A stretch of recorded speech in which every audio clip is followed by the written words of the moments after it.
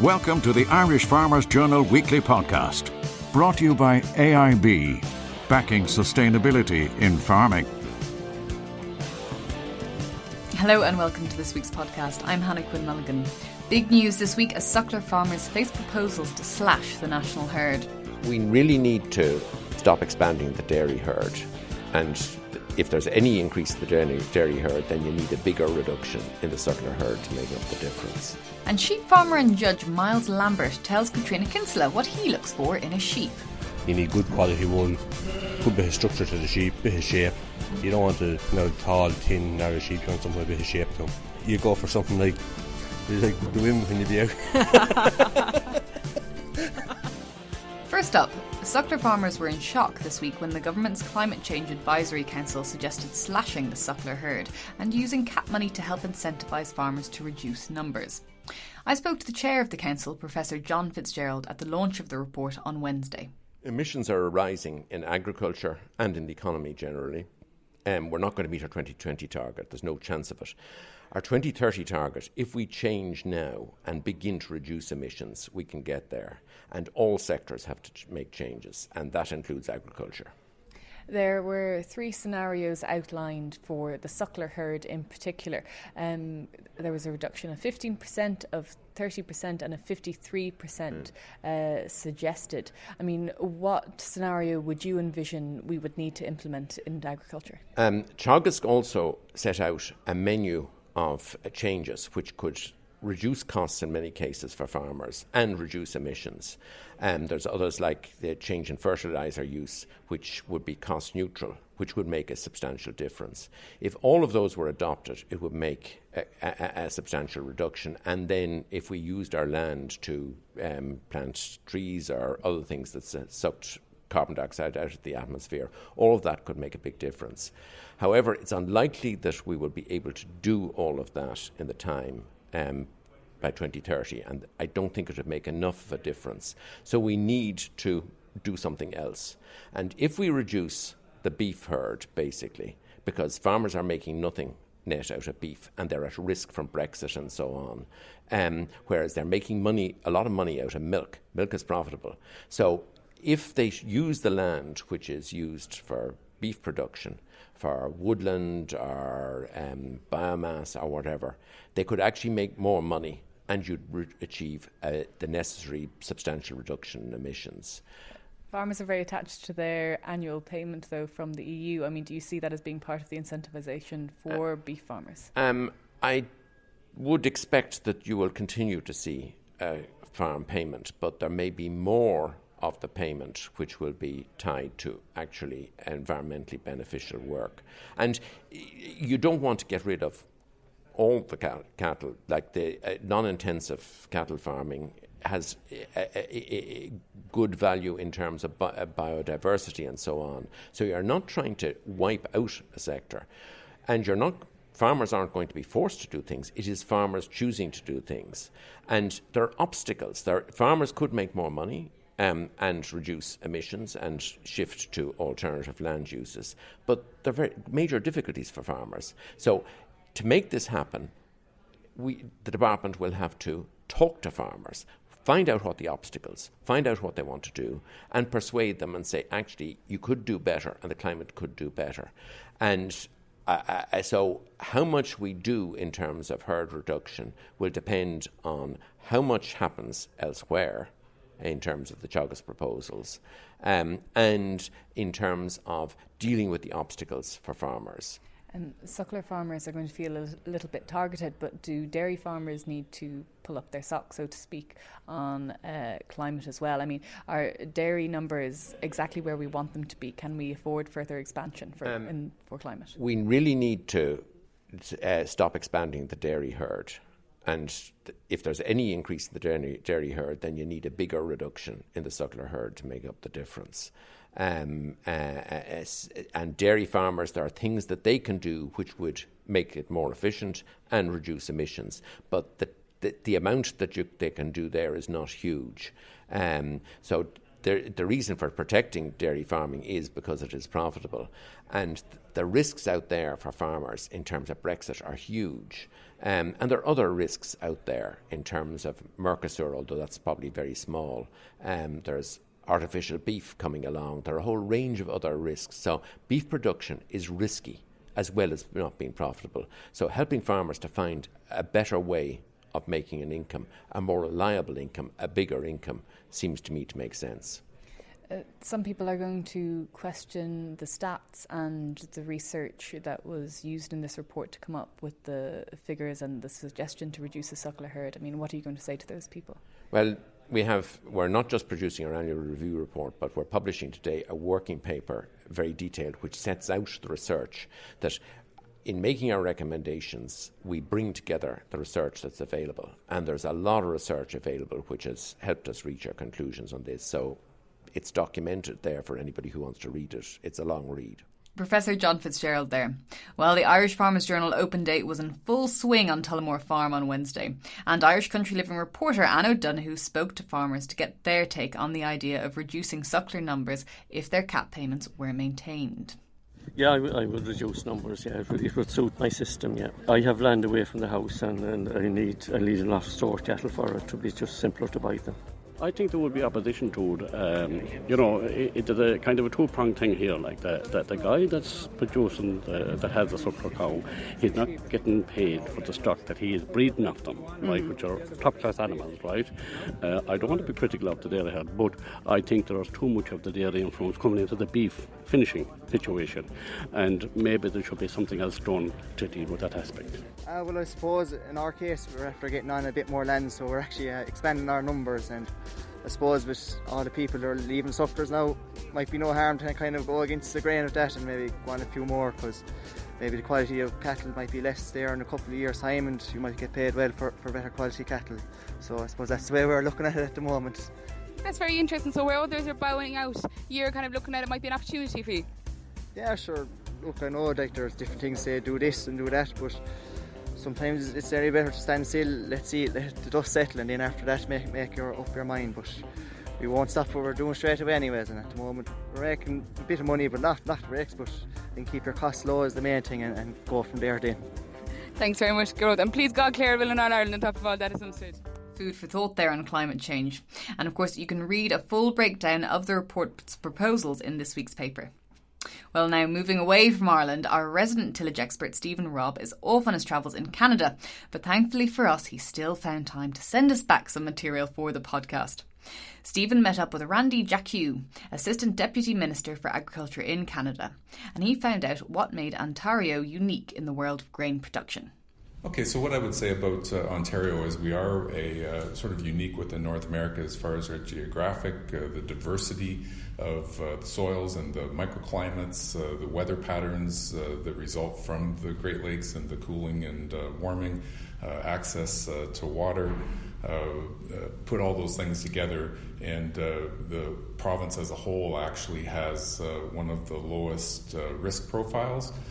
Because at any given year we've got areas where things will grow well on some of the heavier soils if we have a dry year, and some of the sandier soils we can get on really early and grow everything from vegetables to be able to get on the lands a little bit sooner.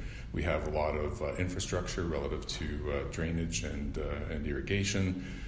We have access to all the best technologies in the world. We have a real educated workforce and universities and colleges that support that, and a real research ecosystem as well. So just tell me a little bit about 2019. What's the cropping year looked like so far for Ontario grain farmers? Well, it's been a bit of a challenge. It's been fairly wet from the beginning, so things are delayed anywhere from 2 to 4 weeks. But again, depending on what part of the province, some crops got in really well and they're looking excellent, and we have some areas that were not able to be planted. And time will tell as far as how the rest of the season progresses, as far as how it will turn out overall. I suppose, what would you say would be the main challenges facing Ontario grain farmers going forward? Well, I think in grain especially, it's the weather. And You have, with all the best technologies, you have early seasons, late seasons, and water either too much or too little at the right or wrong time. And I suppose, are you seeing any effects of climate change over here, or rather are you noticing, I suppose, the climate becoming more difficult to farm in, or is it in any way become beneficial just because of your geography? Well, I think we're experiencing the same thing as the rest of the world. Climate change is for sure having an impact. We probably see it most in the severity and the intensity of the events that we get. So, growing up, a 3-inch rain would not be a big deal, but when you get that in a very short period of time, it can have a very different effect. But I think, again, overall in Ontario, from a farming standpoint, we've been fairly fortunate that as a whole, we seem to be managing. Well, now I didn't know, and possibly you don't either, that soybeans are not native to Canada. Here's Stephen again talking to Dr. Ishtan Rajan about the development and success of the crop in Ontario. Soybeans were brought to Canada many years ago, actually at the end of the 19th century, but they became a very large crop after the Second World War. And the main reason for their popularity is high yields under our conditions, and also the ease of growing it. Soybeans are a legume crop, which means the farmers can save money on nitrogen fertilizer. The soybean plant produces its own nitrogen through fixation of nitrogen with rhizobia bacteria in the soil, and that's a savings for the farmer. The crop grows well under our conditions. It's originally a subtropical crop originating in China, but it was brought to other parts of the world, and they do well especially in Ontario, but in other provinces in Canada as well. So they also have a fairly good price compared to other crops. They generally produce a better price or command a better price than wheat, for example. And our typical rotation for Ontario farmers is winter wheat, followed by corn and then soybean. It's a 3-crop rotation, and soybean is an integral part of that rotation. Mr. Stephen Robb reporting from a field in Ontario there. Stay tuned, because next up is some very big news on splash plates and a potential ban for highly stocked farmers. Slash the Suckler herd. In this week's Irish Farmers Journal, beef farmers should cull up to half their cattle, climate experts say. Proposal for farmers to be paid to reduce cattle numbers. We've full details on the splash plate ban. Farm payment safe even if cap is delayed. We've news from the Irish Farmers Journal's Tullamore Farm Open Day with videos and podcasts online now. Plus, don't miss our 8-page focus on hedge cutting inside this week's Irish Farmers Journal, on sale now. I'm now joined in studio by Odile Evans, our correspondent. Odile, thanks very much for coming in. Some very serious recommendations have come in from the Nitrates derogation review. Can you just give us a brief outline of what they are? Yeah, so basically, Hannah, the farmers that are stocked over 170 kilos of nitrogen per hectare, so anybody over 2 cows per hectare, is going to have to use low-emission slurry spreading equipment from the middle of April next year. And that's going to apply across the board to those in derogation, those 7,000 in derogation, as well as the 5,000 who will currently be exporting slurry on paper. Okay, and then I think there are a number of recommendations in regard to splash plates as well. What are we talking about there? Yeah, so essentially splash plates will be banned for those farmers. But the other things, I suppose, included will be that those farmers will have to apply apply lime on their farm, and they will also have to take part in some sort of grass management courses, implement biodiversity measures to for pollinators and bees and things. And basically just comply with more of the derogation rules, which are becoming stricter. I suppose for a lot of farmers, they've been thinking that this is coming down the line anyway. Do you think it's going to shock many farmers? No, I don't think it's going to shock many farmers, and certainly on the ground, contractors will be conscious of it and investing in low emissions slurry spreading equipment. I know that you can get the grant on it under TAMS, and there's many delays and things if you order a new slurry tanker with this equipment on it. But I think one of the things I know the IFA is calling for is that there will be access to the Sustainable Energy Authority's grant on renewables, or not renewables, but more efficient equipment as well, which they don't currently have access to, just to speed up the whole process. Because, from the 15th of April next year, this is going to be compulsory for 12,000 farmers, and I suppose 7,000 of those would be somewhat complying with it already, because if you're in derogation at the moment, you have to use low emission slurry spreading equipment after the middle of June, whereas now it's going to apply from the middle of April.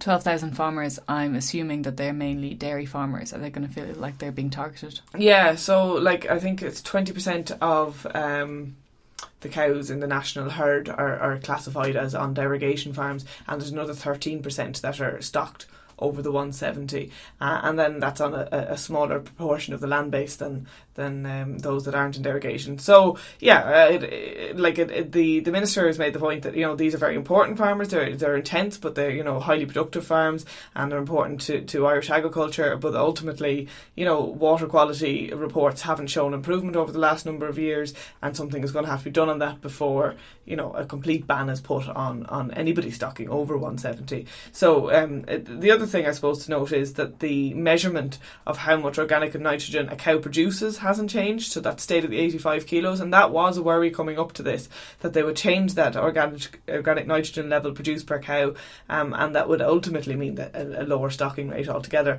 So that's not changed. Likely post 2022, after the next review, that could change. And also they've noted that there's higher rainfall levels in recent years. I think it was up 5%, and that's going to have an impact. It's going to see basically more storage needed on farm for slurry. I suppose we have to bear in mind that the Netherlands lost their nitrates derogation and had to cull over, I think it was 100,000 cows as well. Well, that was more for phosphates, but definitely some countries have have lost their nitrates derogation. So I suppose what the government is thinking, that they have to crack the whip now, otherwise potentially it could be taken off us by the EU, so perhaps that's the thinking behind it. Is this set in stone? That's what farmers are going to be wanting. Is there any wiggle room? Yeah, so up to now there's been a public consultation on it. Farm organisations, the EPA, Teagasc have all submitted to it. This is the final review that's been published by this expert review group, and ultimately it's going to be the Department of Agriculture and the Department of Housing are going to implement these recommendations from autumn. So it is in place. And interestingly, I was having a look through what they mean by biodiversity measures. So you have to show that you're putting in at least one, and some of these are having 8-foot high hedges. Well, I was going to ask you about that next, actually, because you had a bit of a rant about the hedges in the office. 8-foot high hedges. I mean, I was looking at it just thinking, there's the end of the box hedges, the lovely tidy box hedges. Things like maintaining a border of 6.5 foot away from the hedges where you don't spread any pesticides or herbicides up to that border, and controlling weeds in those areas by either pulling them or spot spraying them, really quite specific things. And as I said, you only have to comply with one of these measures, but some of the other things are like making sure there's habitats on your farm for bees by drilling holes in concrete of a certain depth and stuff. But you as a dairy farmer and me as a beef farmer, I mean, I'm in Gloss and I already have bee sand as one of my Gloss measures. Yeah, and that's coming into as well, having a bare earth area that's free draining, that certain types of bees like to I suppose live in those places. So it is, more biodiversity measures on intensive farms that might not already be in Gloss, because, it's been sort of shown that Gloss hasn't appealed to dairy farmers in particular, that, in the previous years, because it's just difficult enough for them to get in. But now a lot of the higher stocked ones are going to have to comply anyway. I'll give you the number for my bee sand guy. It's okay, don't worry, don't panic yet. All right, thank you very much for that. Thank you.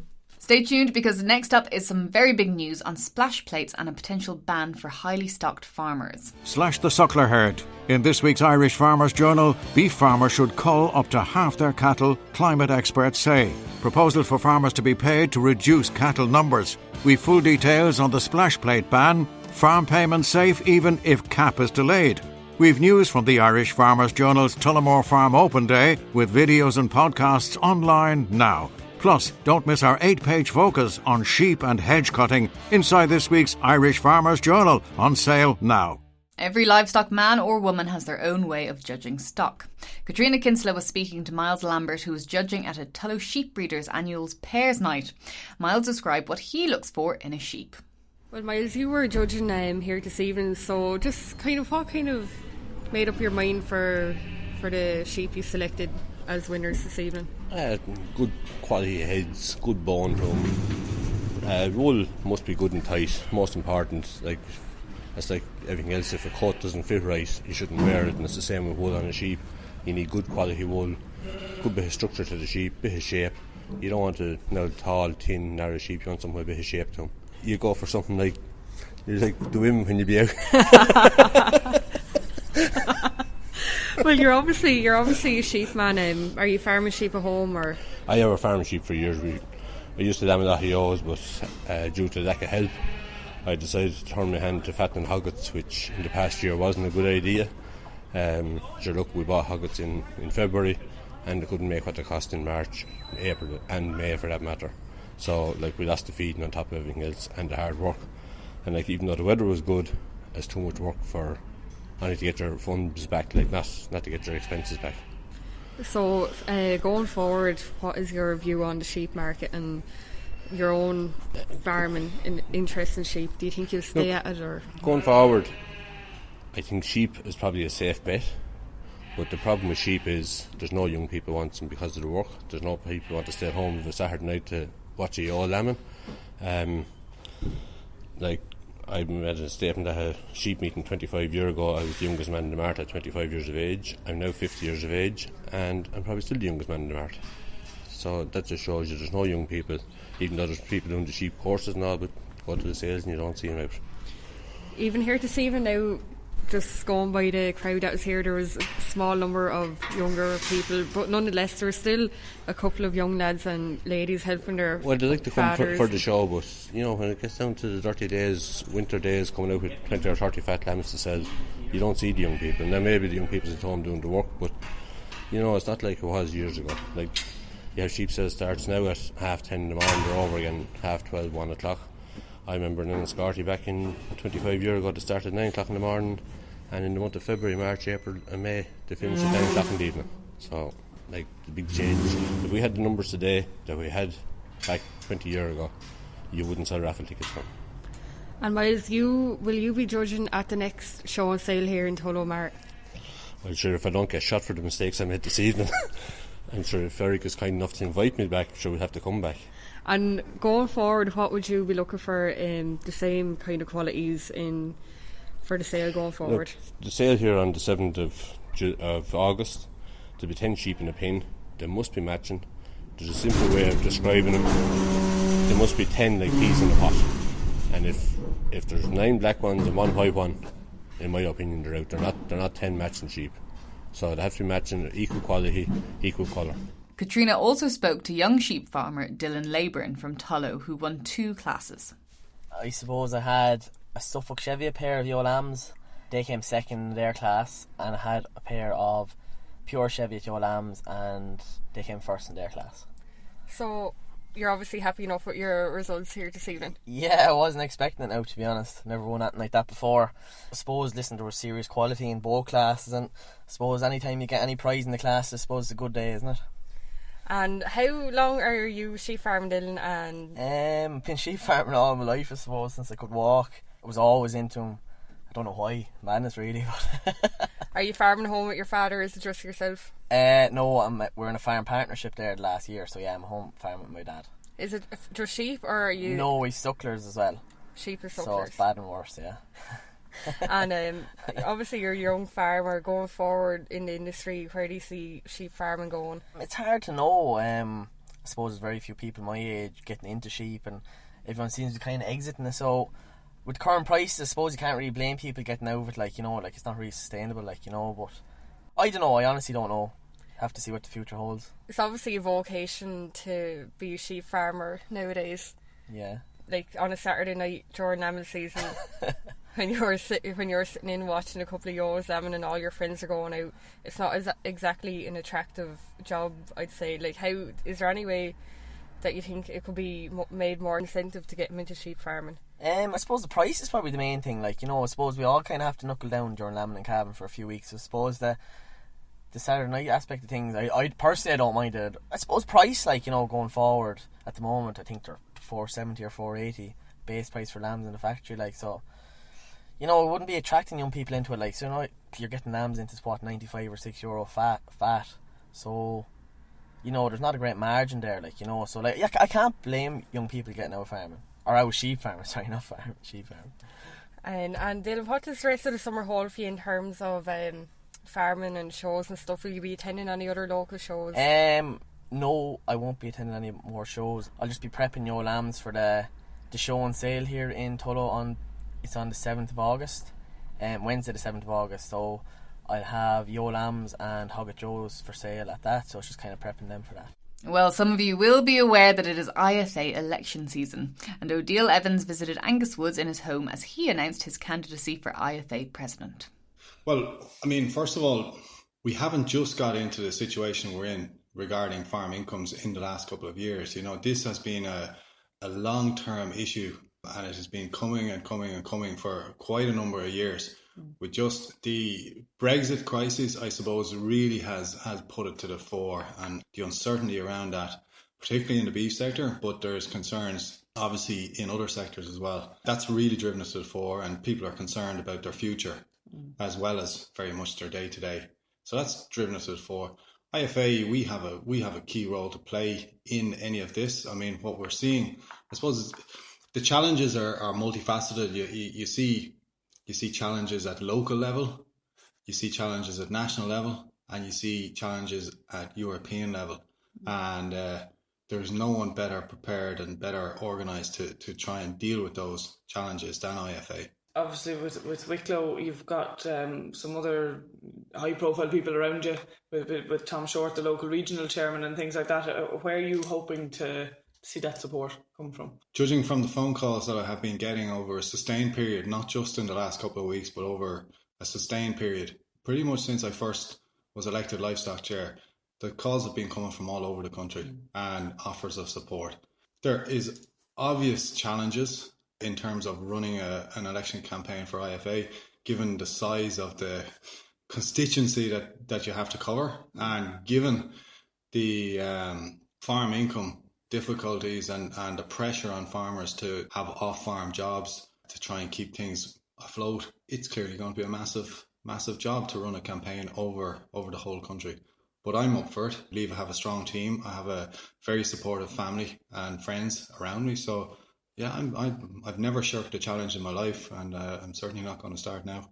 O'Deal was a busy woman on her home turf on the Wicklow-Wexford border, and she also spoke to Wexford IFA Chair James Keogh about a letter that he handed to An Taoiseach Leo Varadkar at the opening of the new N11. James, you're here at the opening of the N11, and the Taoiseach is here to open it, and you talked to him about losses for beef farmers. You presented him with a letter. Can you tell me first of all what you presented him with, and secondly what he said to you? Well, I suppose the letter that we had three parts to it. Firstly, it was a letter penned by myself personally to him about the plight and the crisis that the beef industry is in Ireland, and especially the number of farm families here in County Wexford, about 3,500 farm families, and the vast majority of them have some beef on their farm, and with the prices and the situation, the prices that are getting at farm gate level, there's a serious income crisis. And I explained that to the Taoiseach, and I think he was aware of that. I acknowledged the 100 million, the aid package that we're going to receive, and the 50 million that they put forward as well, and I told him to get it paid out to farmers as quickly as possible because there was an urgent need for it. I urged him to do everything in his power to reject the Mercer deal and to stop this 99,000 tonnes of the beef coming in to Europe, which will depress our price. Now, I suppose he explained to me then the reasons why the deal would have to go through, that we were exporting 90% of our beef and that we needed to be seen to allow free trade and not to block any trade deals. And I acknowledged that as well, but I just said the timing of the deal with Brexit on the doorstep as well, and all the pressures, it was going to really collapse the beef industry. So listen, it was a good exchange. It was very frank. I hope he listened to me, but who knows. And did you take anything from what he said? I understand that we are exporting so much, and we have to be, pro-trade, obviously, when there's so much beef leaving. But notwithstanding that, the standards that we have here in Ireland on environmental levels, on traceability levels, and the package and the quality of beef that we put together will be completely undermined by a non-traceable, very environmentally harmful beef going to be imported to Europe. I tried to ask him the question of why they would allow that to happen, considering the environment is such a thorny issue at the moment, and there's so much about the environment. How on earth could they allow so much beef to come in that has those issues? And it was only this time, 18 months ago probably was, there was a whole big scandal about the beef over in Brazil. sale, and it doesn't sit well with us Irish farmers to be on the shelf beside this quality and this non-traceable beef. So I outlined all those factors too. Well, for those of us who grew up in drafty old farmhouses, it can sometimes feel like they're 1,000 years old. But Odile Evans, being Odile Evans, managed to find the oldest farmhouse of them all.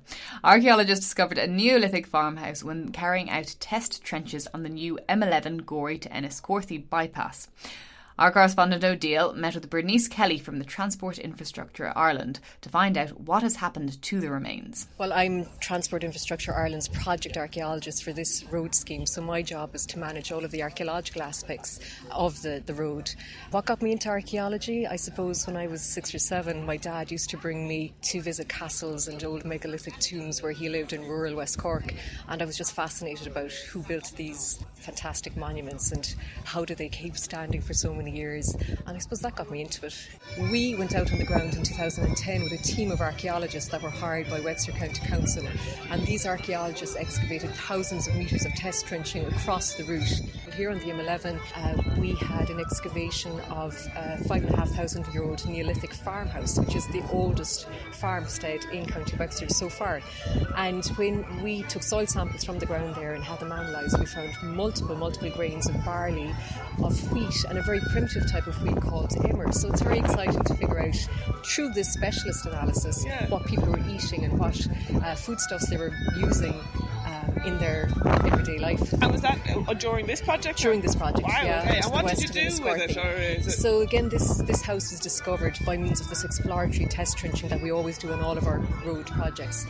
And we stripped it back around the foundations of the house. The superstructure itself had rotted away thousands of years ago. The team of archaeologists excavated out the foundations. The foundations were actually a metre deep, so this was quite a substantial house. It was 16 metres in length and about 14 metres in length, to get my facts right, and 7 metres wide. So quite a substantial house for its time. And when you think of the very primitive tools people used at that time, stone tools, exactly. So this was no mean feat to erect a construction of this size. So specialists would have analysed the soils there. There was pottery vessels that were broken and found within the foundations. There was flint tools. All of these were analysed by specialists. So that's another element of the profession where you're not physically out in the dirt digging. You have osteoarchaeology, where people examine the bones of our ancestors, the cremated remains or the inhumed remains of our ancestors. You have pottery specialists who look at how pottery was made.